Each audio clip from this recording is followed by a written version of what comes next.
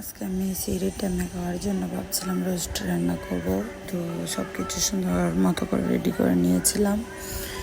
আর প্রথমে চিকেনগুলো ভেজে তারপর এই যে দেখতে পাচ্ছেন কড়াইয়ের মধ্যে পেঁয়াজ কুচি দিয়ে দিয়েছিলাম।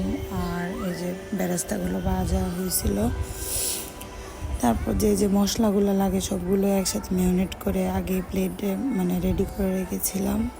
আর এখানে হচ্ছে আমি কড়াইয়ের মধ্যে রোস্ট রান্না করতে যা যা মশলা লাগে সব কিছু কড়াইয়ের মধ্যে দিয়ে দিয়েছিলাম। অল্প একটু মরিচের গুঁড়ো দিয়েছি যেন একটু হালকা জাল হয়।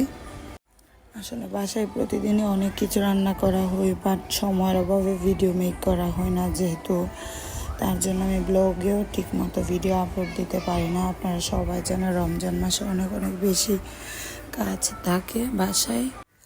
কাজের ফাঁকে চেষ্টা করি আপনাদেরকে একটু ভিডিও শেয়ার করার জন্য আপনাদের সাথে।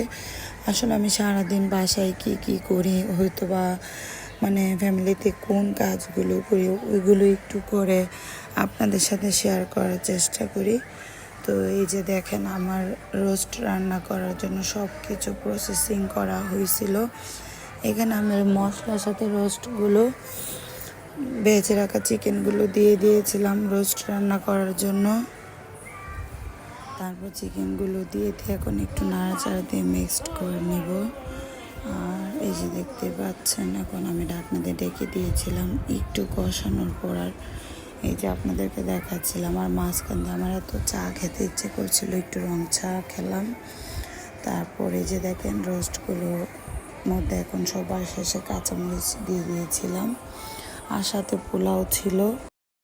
ভিডিওটি ভালো লাগলে অবশ্যই আমার পেজে একটি করে লাইক অ্যান্ড ফলো দিবেন। Thank you everyone.